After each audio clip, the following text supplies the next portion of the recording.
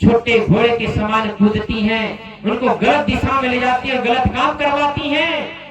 इसी प्रकार पहला व्यक्ति है जिसकी मन और इंद्रियां अपने बस में ना हो, वो व्यक्ति पहला गलत काम करता है। और दूसरा गलत काम करने वाला व्यक्ति वो होता है जिसका जीवन लोभ और लालच स्वार्थ से भरा होता है। वो व्यक्ति अपने जीवन में गलत काम से और पाप से कभी बच नहीं सकता है। इसलिए सज्जनों, अपने जीवन में ये दो ही कारण से आप अपने जीवन में पाप करते हो। और तीसरा पाप का कारण है आप अपने लिए खुद नहीं पाप करते हो, आप अपने बच्चा बच्चियों के लोभ और मोह में आकर के पाप करते हो। आप चोरी करोगे किसके लिए करोगे? कि मेरे बच्चों को काम आएगा। बेईमानी करोगे किसके लिए करोगे? कि मेरे बच्चा बच्चियों के काम आएगा। लड़ाई झगड़ा करोगे किसके लिए करोगे? मेरे बच्चे बच्चियों के काम आएगा। किसी के साथ छल कपट करोगे किसके लिए करोगे? रिश्वतबाजी लोगे किसके लिए लोगे? अपने संतानों के लिए। करते क्या नहीं करते? पूछना अपने हृदय में हाथ धर के। लेकिन ध्यान रखना, जो लोभ और लालच में आकर के, परिवार के मुंह में आकर के जो अब तुम पाप कर रहे हो ना, ये पाप की कमाई न तो तुम्हारे काम आएगी, न तुम्हारी औलादों के काम आएगी, न तुम्हारे बच्चा बच्चियों के काम आएगी। एक दिन वो पाप की कमाई तुम्हारा जीवन तो बर्बाद करेगी करेगी, लेकिन वो पाप की और हराम की कमाई तुम्हारे परिवार के लड़के बच्चे संतानों की भी मति बुद्धि भ्रष्ट करके तुम्हारे परिवार का भी एक दिन सर्वनाश करेगी। इसलिए जिंदगी में कभी पाप की कमाई मत करना। किसी शायर ने कहा है, अहम की अकड़ ज्यादा चल नहीं सकती। अहम कहते अहंकार की अकड़। जिसने भी अहंकार किया, अभिमान किया है, उसकी अकड़ एक न एक दिन समय ने तोड़ा है, वक्त ने उसे तोड़ा है। इसलिए जीवन में कभी किसी चीज की अहंकार मत करना, अभिमान मत करना। अहम की अकड़ ज्यादा चल नहीं सकती, मौत की घड़ी कभी टल नहीं सकती। लूट कर दौलत भले ही जमा कर लो, पर पाप की कमाई कभी फल नहीं सकती। पाप की कमाई कभी किसी को फलित हुई है आज तक? इसलिए जिंदगी में कभी पाप मत करना। अरे संसारी लोगों की तो छोड़ो, जिनको साधु संत कहते, महात्मा कहते, त्यागी कहते, ज्ञानी कहते हैं, जिन साधु संतों ने भी धर्म का आड़ लेकर के, धर्म के पीछे संसारी लोगों को धोखा देकर के, लोभ लालच देकर के, स्वर्ग का देवी देवताओं का दर्शन कराने के लोभ लालच देकर के, जो अबोधी समाज को धर्म के नाम से जिन्होंने लूटा था, खसूटा था, धन कमाया था, उन धार्मिकों को भी उस धन ने कहां पहुंचा दिया? सेंट्रल जेल पहुंचा दिया।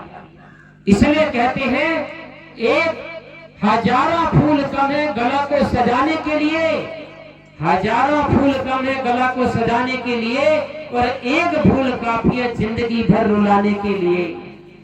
ये बात ध्यान रखना। दूसरी बात अगर मैं कह दूं तो एक फूल, हजारों फूल कम है गला को सजाने के लिए, और एक फूल काफी है सेंट्रल जेल पहुंचाने के लिए। क्या वे लोग तुमको कहते थे, दान करो, पुण्य करो, भगवान का नाम जपो, पूजा करो, पाठ करो, यज्ञ करो, हवन करो, भगवान तुम्हारी रक्षा करेंगे? क्या भगवान जब वो सेंट्रल जेल पहुंच गई तो क्या भगवान ने उनकी रक्षा नहीं किया? भगवान ने आज उनको नहीं बचाया? जो बड़े बड़े दावा करते थे, बड़े बड़े ज्योतिषकार थे, जो अपने आप को भगवान का, राम का अवतार कहते थे, कृष्ण का अवतार कहते थे, आज उनको राम ने और कृष्ण ने तो नहीं बचा पाया, क्योंकि कर्म कभी किसी को नहीं छोड़ता है। जिनको तुम भगवान कहते, देवी देवता कहते हो, उन देवी देवताओं को भी अपने कर्मों का दंड भोगना पड़ा है। और जिन देवी देवताओं को भी अपने कर्मों का दंड भोगना पड़ा है, तो आप बताइए, वे भगवान का नाम जपने से क्या वे भगवान हमको बचा पाएंगे? क्या भगवान हमें अपने कर्म से छुड़ा पाएंगे? कभी भी नहीं कर पाएंगे सज्जनों। क्यों? क्योंकि मैं आपको इतिहास का प्रमाण दे रहा हूं। सीता के रखवाले राम थे, जब हरण हुआ तब कोई नहीं। आपको माता है ना, माता सीता किसकी पत्नी थी? जिसको सारा संसार भगवान राम जपता है, राम को नाम लेकर के संसार से, भवसागर से पार होना चाहता है, अपने पापों से छूटना चाहता है, ऐसे राम का नाम जपने वाले व्यक्ति को भी उस भगवान राम की स्वयं पत्नी कहलाने वाली माता सीता, जिस समय माता सीता का रावण ने हरण किया, उस समय माता सीता की भी रक्षा उनके पति कहलाने वाले, भगवान कहलाने वाले, अवतार कहलाने वाले राम ने भी अपनी पत्नी की रक्षा नहीं कर पाया। आपको पक्का मालूम है, मैं तो झूठी बात तो नहीं बोल रहा हूं। तो सीता के रखवाले राम थे, जब हरण हुआ तब कोई नहीं।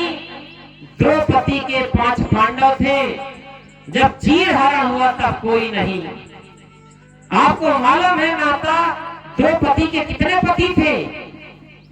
आप लोगों के कम कम एक एक पति है, लेकिन माता द्रौपदी के 5 पति, और जिसके 5 पति के बीच में एक पत्नी हो, क्या उनको हम सदाचारी कह सकते हैं, संयमी कह सकते हैं, सज्जन कह सकते हैं?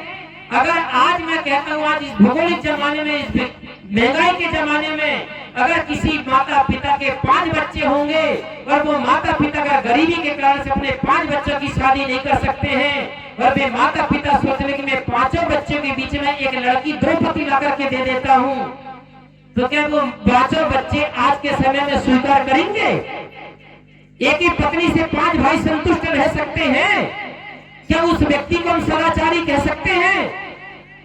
लेकिन जिनको हमने महाभारत में 5 भाइयों के बीच में एक पत्नी ला करके दे दिया, और फिर भी हमने उनको क्या कहा? देवता, धर्मात्मा, युधिष्ठिर, भीम, अर्जुन, नकुल, सहदेव। ये भगवान की मर्यादा कहती है, ये हमारा संयम कहता है। लेकिन फिर भी वे 5 पति कहलाने वाले लोगों ने भी, जिसकी भरी सभा के बीच में 5 पति के सामने एक दुशासन और दुर्योधन, जिसको भरी सभा के बीच में जिस अबला को, जिस नारी को नग्न किया जाता हो, उसके कपड़े छीने जाते हो, लेकिन 5 पति ने भी अपनी एक पत्नी की रक्षा नहीं कर पाई। तो समझ जाइए, जिसके 5 पति ने रक्षा नहीं किया, मैं आप लोगों से भी कहता, आप अपने एक पति पे इतना विश्वास मत करना वो तुम्हारी रक्षा करे। इतनी आशा में मत जीना। इसलिए सीता के रखवाले राम थे, जब हरण हुआ तब कोई नहीं। द्रौपदी के 5 पांडव थे, जब चीर हरण हुआ तब कोई नहीं। दशरथ के 4 दुलारे थे, जब प्राण तजे तब कोई नहीं। मेरे भाइयों, आप भगवान राम का नाम लेकर के अपना उद्धार चाहते हो, कल्याण चाहते हो, भवसागर पार होना चाहते हो, अपने दुख से छूटना चाहते हो, कर्मों से बचना चाहते हो, लेकिन आप खुद सोचिए, जिन भगवान राम के पिता कहलाने वाले दशरथ राजा थे, क्या वे राजा राम भगवान अवतारी ने अपने पिता दशरथ की जान बचा पाए? बताइए, बचा पाए किसी के? अपने पिता खुद के पिता की जान की रक्षा नहीं कर पाई, उनको भी मौत के मुंह से नहीं बचा पाए, उनको भी अपने कर्म संस्कारों से नहीं बचा पाए। तो भगवान का नाम जपने से आप कैसे बच जाओगे? कैसे छूट जाओगे? आप नहीं बच पाओगे। इसलिए सीता के रखवाले राम थे, जब हरण हुआ तब कोई नहीं। द्रौपदी के 5 पांडव थे, जब चीर हरण हुआ तब कोई नहीं। दशरथ के 4 दुलारे थे, जब प्राण तजे तब कोई नहीं। रावण भी शक्तिशाली थे, जब लंक जली तब कोई नहीं। रावण कितना शक्तिशाली था, देवी का उपासक था, महादेव का उपासक था, वेदों का जानकार था, नीति का जानकार था, वेदों का विद्वान था। लेकिन जब रावण की लंका का विनाश का समय आया, तो उस लंका को भी बचाने वाला कोई नहीं हुआ। तो दशरथ के 4 दुलारे थे, जब प्राण तजे तब कोई नहीं। रावण भी शक्तिशाली था, जब लंका जली तब कोई नहीं। अभिमन्यु राज दुलारे थे, पर चक्रव्यूह में कोई नहीं। अभिमन्यु जो इतना शक्तिशाली बुद्धिमान था, लेकिन जब चक्रव्यूह में फंसा, तो चक्रव्यूह से बचाने के लिए भी अभिमन्यु का कोई संगी साथी नहीं था। तो अभिमन्यु राज दुलारे थे, पर चक्रव्यूह में कोई नहीं। सच यही है दुनिया वालों, संसार में अपना कोई नहीं, जो लेख लिखे कर्मों ने उस लेख के आगे कोई नहीं। इसलिए समझ जाना मेरे भाइयों, हमारे कर्मों के आगे, हमारे कर्मों के लेख के आगे इस जमाने में कोई किसी का नहीं होगा। इसलिए अपने जिंदगी में अच्छे काम करना, भक्ति का काम करना, सत्संग का काम करना, धर्म का काम करना, पुण्य का काम करना, परोपकार का काम करना, उपकार का काम करना। अपने जीवन में, अपने शरीर से कभी जीवन में चोरी मत करना, हिंसा मत करना, व्यभिचार मत करना। जो शरीर से 3 काम कभी भूल करके मत करना, और वचन से कभी किसी को गाली मत देना, कभी अपने वचन से किसी की निंदा मत करना, अपने वचन से कभी झूठ मत बोलना, और अपने मन से कभी क्रोध मत करना, मन से कभी ईर्ष्या मत करना, मन से कभी छल मत करना, और मन से कभी किसी के साथ में कपट मत करना। इतने चीज से अगर बच जाओगे तो दुनिया में आपको कोई भी सजा देने वाला नहीं होगा।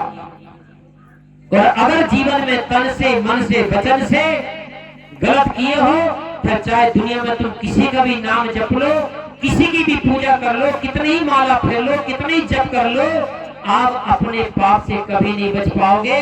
हमारे मध्य प्रदेश में भोपाल के पास में एक सिहोरा शहर है, और वहाँ पर हमारे प्रदीप मिश्रा जी हैं। और प्रदीप मिश्रा जी क्या बोलते हैं कि 1 लोटा जल और सब समस्या का हल। आज हमारी माता इतनी पागल बनी हुई है, अगर पति कहता था कि जाओ खेत चली जाओ, थोड़ा सा काम करके चले आना, पत्नी 1000 बहाने मारती थी, लेकिन अपने घर से बिना जूता चप्पल पहने कभी खेत में नहीं जाती थी, बहाना मार देती थी। और आज वही माता भगवान शंकर को पानी चढ़ाने के लिए 5 बजे नहा लेती है, और बिना जूता चप्पल पहने नंगे पैर 1 किलोमीटर भगवान शंकर के पानी से नहलाने के लिए, पानी डालने के लिए माता लोग शंकर भगवान के मंदिर चली जा रही हैं। क्यों जा रही हैं? क्योंकि उनको झूठा प्रलोभन दिया गया है कि 1 लोटा जल सब समस्या का हल। अगर सज्जनों 1 लोटा जल डालने से हमारी जीवन की समस्या का समाधान हो जाता तो आज दुनिया में फिर कोई गरीब नहीं रहता। अगर 1 लोटा जल डालने से हमारी समस्या का समाधान हो जाता तो आज हमारे हिंदुस्तान, पाकिस्तान में जो हजारों सैनिक मारे जा रहे हैं और गवर्नमेंट सरकार को जो लाखों करोड़ रुपया खर्च करना पड़ रहा है, ये समस्या कब का समाधान हो जाना चाहिए था। अगर 1 लोटा जल डालने से समस्या का समाधान हो जाता तो फिर सारे स्कूल कॉलेज बंद हो जाते और घर में बच्चे को 1 लोटा जल डलवा कर हमारा बच्चा खोया विद्वान बन जाना चाहिए था, डिग्रीधारी बन जाना चाहिए था, और उसको अच्छी से अच्छी नौकरी पा लेना चाहिए था। अगर 1 लोटा जल डालने से समस्या का समाधान हो जाता तो मेडिकल कॉलेज और दुकान सब बंद हो जाना चाहिए था, फिर शरीर में किसी को रोग और किसी को बीमारी नहीं होना चाहिए था। क्या ये संभव है? फिर आपने कैसे मान लिया कि आपको 1 लोटा जल समस्या का समाधान कर देगा? अगर वो बात सच है कि 1 लोटा जल समस्या का हल, तो मेरी दूसरी बात उठा के ले जाना और दोनों बात की तुलना करना कि कौन सी बात सही है।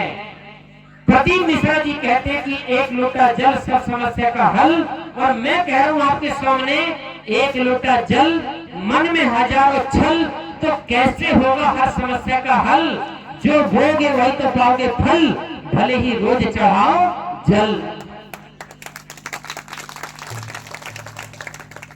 मेरी बात सही है कि वो पंडित जी की बात सही है? मैंने क्या बोला? 1 लोटा जल, मन में हजारों छल। जिसके मन में हजारों छल छिद्र हैं, जिसके मन में हजारों बुराइयां हैं, जिसके मन में हजारों दुराचार है, अपने दिल में हाथ रख के पूछना, भगवान शंकर के मंदिर में जाने के बाद भी, 1 लोटा जल चढ़ाने के बाद भी आपका मन ही जब निर्मल नहीं बना, जब आपका मन में ही पवित्रता नहीं आई, तो क्या आप गंदे मन से कभी अच्छे काम कर सकते हो? गंदे विचारों से कोई अच्छा काम कर सकते हो? तो फिर आपका काम जब अच्छा, आपकी सोच ही नहीं बने, आपका मन ही अच्छा नहीं हुआ, तो फिर आपके जीवन से अच्छा काम कैसे हो सकता है? इसलिए मैंने क्या बोला? 1 लोटा जल, मन में हजारों छल, तो कैसे होगा हर समस्या का हल? जीवन में जो बोगे वही तो पाओगे फल, भले ही रोज चढ़ाओ जल। इसलिए सज्जनों, आप जो अपने जीवन में, जीवन रूपी खेती में आप जो बो रहे हो, कर्म कर रहे हो, उसी का फल आपको भोगना पड़ेगा। और ध्यान रखना, वो फल तुम्हारे पास लौट करके आएगा। आज नहीं तो कल आएगा, लेकिन आएगा निश्चित। और कैसे आएगा? एक कहानी के माध्यम से मैं आपको अपनी बात समझाऊं। एक समय की बात है, एक गांव था और एक गांव से 2 किलोमीटर दूर में एक महात्मा जी कुटिया बना करके रहते थे। महात्मा जी बड़े त्यागी ज्ञानी थे।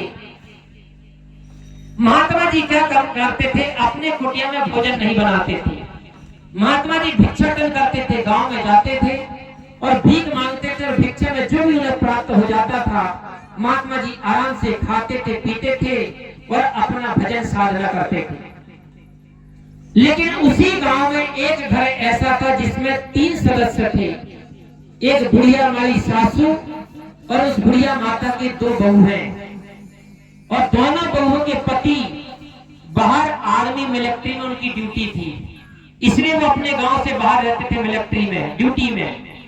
तो घर में 3 ही लोग थे, 2 बहुएं और बुढ़िया सासू माँ।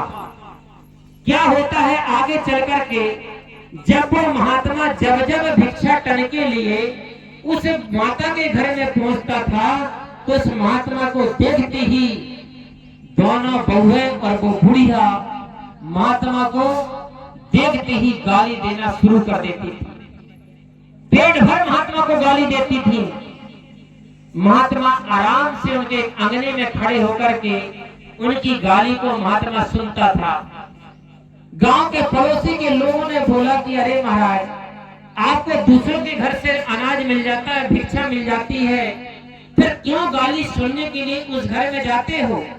आपका इतना अपमान करते हैं, आपका इतना तिरस्कार करते हैं, आपका इतना निरादर करते हैं, फिर क्यों जाते हो आप उस घर में जाकर के भिक्षा क्यों मांगते हो? महात्मा ने क्या बोला आपको मालूम है?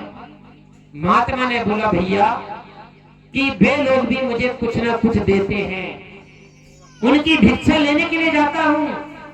महात्मा गांव के लोगों ने पूछा, भिक्षा देते? बोले क्या देते हो? तो आपको गाली देते हैं।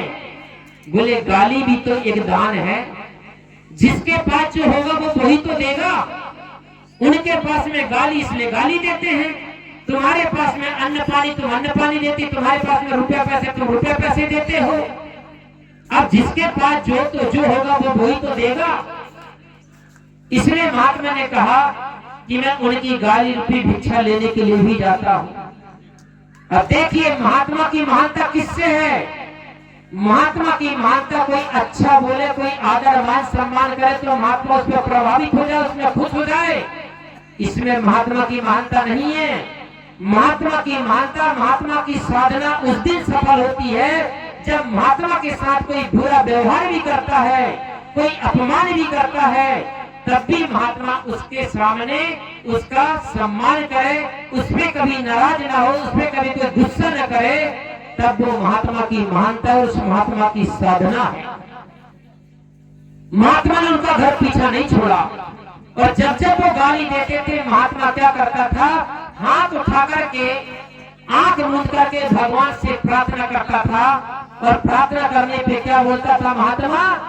जो महात्मा गांधी जी सबसे पहले अपने नहाने धोने के बाद में वंदना करते थे। बैठ जाओ भाई।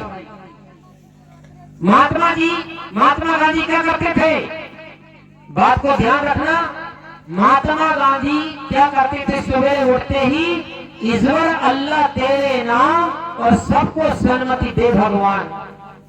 जब जब वे लोग गाली दे करके महात्मा को गाली देते थे, तो महात्मा आराम से आंख मूंद करके हाथ उठा करके भगवान से प्रार्थना करता था, हे ईश्वर, अगर मैंने तेरी सच्ची साधना किया है तो इन घर के लोगों को सद्मति देना, सद्बुद्धि देना।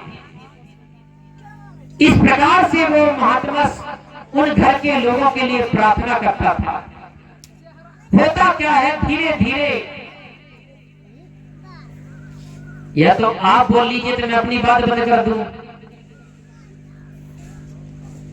आपने मुझे बुलाया किसके लिए? बोलने के लिए।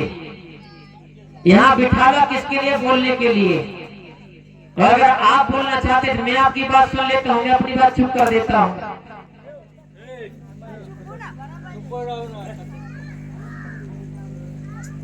तो होता क्या है, जब वो महात्मा को गाली देते थे, महात्मा उनके लिए हाथ उठा करके प्रार्थना करता था, लेकिन उस घर में जाना बंद नहीं किया महात्मा ने। एक दिन क्या होता है, धीरे धीरे जब वो महात्मा ने उनका घर का पीछा नहीं छोड़ा, तो उनके अंदर में, घर में रहने वाले वे दोनों बहू और बुढ़िया सास के अंदर में और ज्यादा विकार बना, और ज्यादा उनके अंदर नफरत पैदा हुई। तो उस महात्मा का अपमान करने के लिए उन लोगों ने क्या काम किया, जो घर में झाड़ू लगाते, झाड़ू लगाने के बाद जो कचरा इकट्ठा होता है, उस कचरे को इकट्ठा कर लिया। और जैसे वो महात्मा दूसरे दिन भिक्षा के लिए गया, तो दोनों बहुओं ने फट से जो झाड़ू लगा करके कचरा इकट्ठा किया था, वो कचरा को लेकर के महात्मा की झोली में डाल दिया। महात्मा ने कहा, हे भगवान, हे अल्लाह ताला, तूने मेरी आज प्रार्थना थोड़ा सुन लिया और इनकी मति बुद्धि में कुछ बदलाव ला दिया। कल तक तो ये लोग निराकार वस्तु का दान कर रहे थे, लेकिन आज इन लोगों ने साकार वस्तु का दान किया है। भला ही गलत चीज का दान किया, लेकिन आज साकार वस्तु का दान किया है, तो कुछ तो बदलाव आ गया। फिर महात्मा हर दिन कचरा लेते गया, हर दिन कचरा लेते गया, और वहां से भिक्षा लेकर के महात्मा चला जाता था, लेकिन पीछा नहीं छोड़ा महात्मा ने। जब घर के लोगों, दोनों बहू और बुढ़िया ने भी सोचा कि ये महात्मा को गाली देने के बाद भी बंद नहीं हुआ, कचरा झोली में डालने के बाद भी बंद नहीं हो रहा है, तो तीनों ने एक दिन मीटिंग बैठाई। दोनों बहू और सास ने मीटिंग बैठाने के बाद में क्या किया, तीनों लोगों ने सलाह किया कि एक काम करो, ना रहे बांस ना बजे बांसुरी। तो तीनों लोगों ने सलाह किया कि इस महात्मा को खत्म कर दो, मार डालो। इसके लिए क्या करना पड़ेगा? तीनों लोगों ने रात में लड्डू बनाया 4, और लड्डू में क्या मिला दिया? जहर। और 4 लड्डू को जहर बना करके, जहर में मिला करके तैयार करके रात में आराम से सो गए। और जैसे वो महात्मा तीसरे दिन आता है भिक्षाटन के लिए, दोनों बहुएं और सासू मां तुरंत महात्मा को देख करके अंगने में दौड़ करके जाते हैं और महात्मा के चरणों में गिर जाते और कहते हैं, महाराज हमसे बहुत बड़ी गलती हो गई, हम तो संसारी जीव हैं, अज्ञानी जीव हैं, अवोधी जीव हैं। हमने आपका कितना अपमान किया, कितना निरादर किया, कितना तिरस्कार किया, महाराज हमको क्षमा करो, हमको माफ करो। और बड़े आदर से महात्मा को अपने घर के अंदर ले गए। पलंग में, बढ़िया साफ सुथरी पलंग में बैठाला गया, और बैठाने के बाद में महात्मा जी को 4 लड्डू दान किया। और जब वो लड्डू दान प्राप्त हुआ महात्मा जी को, तो लड्डू को देख करके महात्मा ने कहा, हे ईश्वर अल्लाह ताला, आज तूने मेरी पूरी प्रार्थना को सुन लिया और इनके घर के लोगों की तूने मति बुद्धि बदल दिया। महात्मा बहुत खुश हुआ। एक बात आपसे निवेदन कर दूं, जो व्यक्ति आपसे जिंदगी भर दुश्मनी करता रहा, जो व्यक्ति हमेशा आपसे ईर्ष्या करता रहा हो, जो व्यक्ति हमेशा आपसे जलता रहा हो, और वो व्यक्ति अचानक आपके साथ में एकदम से अच्छा व्यवहार करे, प्रेम दिखाए, उस व्यक्ति से बहुत सावधान रहना। क्योंकि कबीर साहब ने कहा है कि दगाबाज दूना नवे, चीता चोर कमान, अपने स्वार्थ कारणे हरे और के प्राण। 4 लोग अपने स्वार्थ के लिए सामने वाले से डबल झुक जाते हैं। इसलिए जो व्यक्ति आपसे हमेशा जिंदगी भर उल्टा चलता रहा होगा, आपका बुरा सोचता रहा होगा, और वो व्यक्ति अचानक से प्यार दिखाने लगे, उस व्यक्ति से जिंदगी बहुत सावधान रहना। वो व्यक्ति सबसे बड़ा तुम्हारे जीवन का दगाबाजी होगा, आत्मघाती होगा। और ठीक वही काम महात्मा के साथ में तीनों लोगों ने किया। आज जो महात्मा के प्रति श्रद्धा दिखा रहे थे, भाव दिखा रहे थे, भक्ति दिखा रहे थे, वो महात्मा के प्रति उनके अंदर श्रद्धा भाव भक्ति थी? तो उस महात्मा को मारने के लिए वो भाव भक्ति दिखा रहे थे। उस महात्मा को मारने के लिए भाव भक्ति ऊपरी ऊपरी दिखाई जा रही थी, और श्रद्धा भाव में महात्मा को 4 लड्डू चढ़ाए गए। अब वो महात्मा 4 लड्डू लेकर के अपने कुटिया में आता, आश्रम में आता है। महात्मा को जो हर दिन के जैसे दाल चावल सब्जी रोटी मिली, महात्मा ने पहले खराब होने वाली चीजों को, दाल चावल सब्जी रोटी को खा लिया, लड्डू को महात्मा ने रख दिया। महात्मा ने सोचा धीरे धीरे लड्डू खाते रहेंगे क्योंकि ये खराब नहीं होने वाली चीज है। ऐसा सोच करके महात्मा ने लड्डू रख दिया। आराम से रात में भोजन पाके महात्मा सो गया। अब होता क्या है, रात के 12 बजे महात्मा का दरवाजा कोई खटखटाता है, और जैसे महात्मा का दरवाजा कोई खटखटाता है, महात्मा उठता, दरवाजा खुलता है। सामने रात के 12 से 1 के बीच में नौजवान 2 महात्मा के दरवाजे के सामने खड़े दिखते हैं। महात्मा ने पूछा, भैया कौन हो? उन व्यक्ति ने कहा, महाराज हमारा यहाँ से गांव थोड़ा दूर में है, और इतने 12-1 बजे रात में अगर गांव में जाएंगे तो गांव के लोग अच्छा नहीं मानेंगे, इसलिए हम रात भर आपकी कुटिया में, आपके आश्रम में विश्राम करना चाहते हैं, हमें विश्राम के लिए थोड़ी सी जगह दे दीजिए। महात्मा ने दरवाजा खोल दिया, 2 दरी लगा दिया, 2 गद्दे बिछा दिया, और उनको लेटने के लिए कह दिया कि इसमें लेट जाइए। लेटने के पहले में 2 नौजवान कहते कि बोले, महाराज हमें बहुत जम की प्यास लगी है, हमें कृपा करके पानी पिला दीजिए। महात्मा ने सोचा कि इनको पानी तक नहीं मिला, इतने प्यासे लोग हैं। तो महात्मा ने पूछा, भाई कुछ खाए हो? कुछ भोजन प्रसाद मिला का नहीं मिला है? दोनों नौजवान कहते, भाई कहते हैं, बोले महाराज जब पानी नसीब नहीं है तो भोजन कहां से नसीब होगा। महात्मा को दया आई।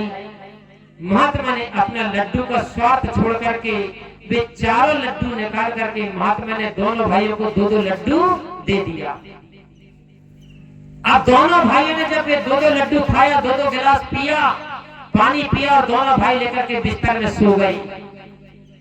और जब सवेरे होता है, महात्मा 6 बजे उठते हैं, नहा धो के फुर्सत होते हैं, तब भी 2 नौजवान सोए पड़े हुए हैं। महात्मा ने कहा, अरे भाई अब तो उठ जाओ, समय हो गया, 7 बज चुके हैं। अब वो भाई उठ पाएंगे क्या? क्योंकि उस भाई ने क्या खाया रात में? लड्डू। और लड्डू काहे के थे? जहर मिले हुए लड्डू थे। तो दोनों भाई इस दुनिया से विदा हो चुके थे। और जब महात्मा ने उनकी चादर को हटा करके देखा तो क्या देखते हैं, दोनों भाइयों के रूप बदल चुके थे, रंग बदल चुका था। जब भी इंसान जहर खा के मरता है तो उसकी बॉडी का रंग चेंज हो जाता है। इससे पता चलता है कि आदमी की जहर खाने से मृत्यु हुई है। तो महात्मा समझ गया कि जिन लोगों ने कल मुझे लड्डू दिया था, उन लोगों ने शायद मुझे मारने के लिए उस लड्डू में जहर मिलाया होगा, लेकिन मैं तो बच गया। लेकिन बेचारे जे बेकसूर 2 नौजवान मर गए। क्योंकि कबीर साहब की बात याद रखना, जाको राखे साइया मार सके ना कोई, और बाल न बांका कर सके जो जग बैरी होए। अगर तुम्हारा कर्म संस्कार रूपी तुम्हारा साई अच्छा है, तुम्हारे कर्म संस्कार अच्छे हैं, तुम्हारी पुण्य की कमाई है, पूरे संसार पूरी दुनिया भी तुम्हारा दुश्मन बन जाएगी, तब भी तुम्हारा कोई बाल बाका नहीं कर पाएगा। तो जब ये दोनों नौजवान मर गए तो महात्मा जी जब दूसरे दिन भिक्षा के लिए जाते हैं तो महात्मा चलते चलते भिक्षाटन करते करते एक गाना गाते हैं। महात्मा क्या गाना गाते हैं? भले भलाई बुरे बुराई कर देखो रे भाई। अगर आपको मेरी बात में और उस महात्मा की बात में अगर आपको विश्वास नहीं है तो वो महात्मा भी कह रहे हैं और मैं भी कह रहा हूं आपको कि आप भी जीवन में एक बार बुराई करके देख लेना। आपको भी खुली छूट दे रहा हूं मैं चैलेंज से। लेकिन याद रखना महात्मा ने क्या कहा? भले भलाई बुरे बुराई कर देखो रे भाई, और लड्डू दिए फकीर को पर दो मर गए सिपाही। जब वो महात्मा ऐसे गाते गाते गाते गाते उस गांव में पहुंचा और उस गांव में पहुंचते पहुंचते उसी घर में पहुंचा जिस घर से उस महात्मा को 4 लड्डू प्राप्त हुए थे। तो जब वो महात्मा ने उसके अंगने में खड़े होकर के जो गाना गाया तो दोनों बहुएं निकल के आई और बुढ़िया सास निकल के आई, क्योंकि उसी रात में उसी डेट में वे दोनों के पति आने वाले थे और वो सासू मां बुढ़िया के दोनों लाल बेटे आने वाले थे। और जब महात्मा ने कहा कि भले भलाई बुरे बुराई कर देखो रे भाई, और लड्डू दिए फकीर को कर दो मर गए सिपाही। बस उसी बात को सुनते ही दोनों बुढ़िया, दोनों बहुए और दो सासू बुढ़िया माँ पागल के जैसे महात्मा के आश्रम में भाग करके जाते हैं और महात्मा की कुटिया जब खोल करके देखते हैं तो दोनों के पति इस दुनिया से विदा हो चुके थे और उस बुढ़िया माता के दोनों बेटे मर चुके थे। क्या कारण था? किसको मारने चले थे? किसके लिए तुम बुरा सोच रहे थे? अंतिम परिणाम किसके पास आया? किसके पास लौट करके आया? अपने आप के पास आया। इसलिए कहते हैं कि दगा किसी का सगा नहीं है, दगा किसी का सगा नहीं है। ना मानो तो कर देखो, और जिसने जग में दगा किया है उसका घर जाकर देखो। ये बाहर का घर नहीं, ये मिट्टी पत्थर पानी का घर मकान मत देखना, उसके दिल रूपी घर को देखना। जिसने भी दगाबाजी किया है, जिसने भी जिसका बुरा किया है, उसका हृदय रूपी घर, उसका जीवन रूपी घर भीतर से चकनाचूर मिलेगा।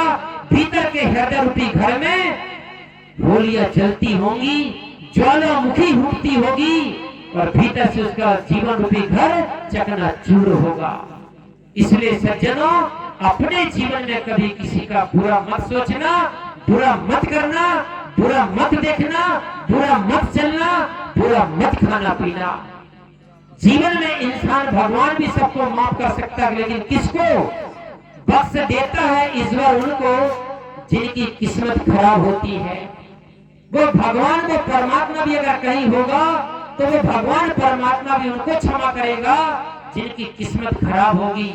जो अंधे होंगे, लंगड़े होंगे, लूले होंगे, अपाहिज होंगे, दीन होंगे, हीन होंगे, भगवान एक बार उनको क्षमा कर सकता है। तो इसलिए कहा जा रहा है कि बख्श देता है ईश्वर उनको जिनकी किस्मत खराब होती है। वो हरगिज नहीं बख्शे जाते जिनकी नियत खराब होती है, जिनकी नियत खराब होती है। इसलिए सज्जनों, जिसकी सोच गलत है, जिसकी नियत गलत है, जिसके विचार गलत हैं, जिसके कर्म संस्कार गलत हैं, जिसकी आदतें गलत है, जिसका व्यवहार गलत है, भगवान उनको कभी माफ नहीं करेगा। इसलिए सज्जनों, हमको जो जीवन मिला है, इतना अच्छा मानव जीवन मिला है, मानव भूमिका मिली है, कर्म भूमिका मिली है, ज्ञान भूमिका मिली है, सत्संग करने की भूमिका मिली है। इसलिए सत्संग में आकर के संत गुरुजनों का संग करके अपने जीवन को मंगलमय बनाइए, अपने जीवन को सफल बनाइए, अपना जीवन का उद्धार करिए, लेकिन जीवन में कभी किसी का बुरा मत करिए। कर्म तुम्हारे अच्छे हैं तो किस्मत तुम्हारी दासी है। दासी किसको कहते जानते आप? जो पहले राजा महाराजाओं के यहाँ दासियां होती थी, सेवा करती थी, बर्तन भाड़ा मलती थी, झाड़ू पोछा लगाती थी, कपड़े धुलती थी, पैर हाथ दबाती थी, उनको दासियां कहा जाता था। इसी प्रकार हर आदमी आज अपनी किस्मत को कोसता है। अरे अपनी किस्मत को दासी बनाओ, लेकिन आपकी किस्मत आपकी दासी कब बनेगी? जब कर्म तुम्हारे अच्छे हैं तो किस्मत तुम्हारी दासी है। जीवन में एक बार अच्छा कर्म करके तो देखिए, फिर किस्मत आपके पानी भरेगी, आपकी नौकरानी बनकर के पीछे पीछे। तो कर्म तुम्हारे अच्छे तो किस्मत तुम्हारी दासी है, और धर्म तुम्हारे अच्छे तो घर ही में मथुरा काशी है। जीवन में कर्म के साथ साथ अपने जीवन में धर्म को धारण करिए, तो आपके घर में ही मथुरा और काशी होगी। बाहर आपको मथुरा काशी जाने की आवश्यकता नहीं पड़ेगी।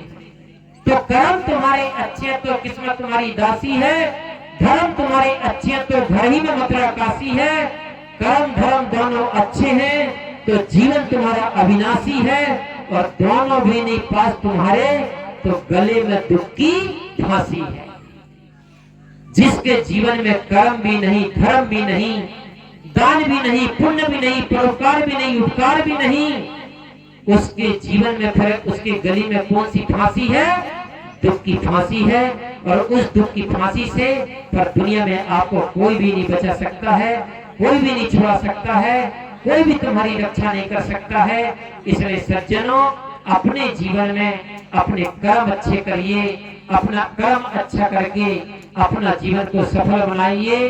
क्योंकि इंसान अपने जीवन में कर्म से इंसान भगवान भी बनता है और कर्म से इंसान शैतान भी बनता है। कर्म से इंसान भगवान मानव भी बनता है और कर्म से इंसान दानव भी बनता है। इसलिए इंसान तो वही होता है सज्जनों, लेकिन कर्म से इंसान अच्छा और बुरा बनता है। तो इसलिए हम जीवन में चाहे बहुत बड़े ज्ञानी न बन पाए, बहुत बड़े विद्वान न बन पाए, बहुत बड़े बुद्धिमान न बन पाए, लेकिन जीवन में एक हमारे जीवन में हम सबको खुशी तो नहीं दे सकते हैं, सबको शांति तो नहीं दे सकते हैं, लेकिन हम किसी के साथ बुरा न कर सके, ये तो हमारे हाथ में है। तो हम अपने तरफ से जानबूझ करके कभी किसी का बुरा न करें, कभी किसी के साथ बुराई न करें, अच्छा काम करते चलिए, अच्छा कर्म करते चलिए, अच्छा जीवन बनाते चलिए, अपना जीवन को सफल बनाते चलिए, भक्ति करते चलिए, सत्संग करते चलिए, सेवा करते चलिए। और आज हम आपके ग्राम डुमरा में हमारे प्रेमी भक्त परम पूज्य संत श्री अशोक साहिब जी ने जो आपके ग्राम डुमरा में जो ज्ञान रूपी सत्संग का दरिया लाकर के यहाँ खड़ा किया है, और इस ज्ञान रूपी गंगा में आप जैसे लोग सराबोर होकर के इस ज्ञान रूपी गंगा में डुबकी लगा करके अपने मन को निर्मल बना रहे हो, अपने जीवन को सफल बना रहे हो, अपने जीवन को पवित्र बना रहे हो, इसी प्रकार हमेशा ज्ञान गंगा में डुबकी लगाते रहना, सत्संग की दरिया में नहाते रहना, और इसी सत्संग में नहाते नहाते अपने जीवन को, अपने मन को निर्मल बनाते चलना। और जिसका मन निर्मल बन गया तो कबीर साहब जी ने कहा उसको भगवान को ढूंढने की आवश्यकता नहीं पड़ती है। मन ऐसो निर्मल भया जैसो गंगा नीर, और पाछे पाछे हरि फिरे, कहत कबीर कबीर, कहत कबीर कबीर। जिसका मन गंगा के जैसे निर्मल हो जाता है उसको भगवान ढूंढना नहीं पड़ता है, भगवान उसके खुद पीछे पीछे चला आता है। तो कामना करता हूँ कि सभी लोग अपने जीवन को मंगलमय बनाएं, अपना जीवन को उज्जवल बनाएं, अपने जीवन को पवित्र बनाएं, और अपना जीवन को मंगलमय बनाकर के अपना जीवन का कल्याण करें, अपना जीवन का उद्धार करें। इसी में हमारी और आपकी सबकी मानव जीवन की सफलता है, इसी में मानव जीवन की महानता है, और जिसने ऐसा किया उसी का जीवन का कल्याण, उसी का जीवन का उद्धार है। समय पूरा हो चुका है। आपने मेरी बातों को इतने प्रेम से सुना, शांति का परिचय दिया, शांति से मेरी बातों को श्रवण किया, इसके लिए बहुत बहुत धन्यवाद है। ठीक है, घड़ी कर रहे इंतजार, और आप लोगों के भीतर बैठे हुए प्रभु को नमस्कार। एक बार सब मिलकर के जयकारा लगा, हाथ उठा करके बोलिए सतगुरु कबीर साहेब की, संत समाज की।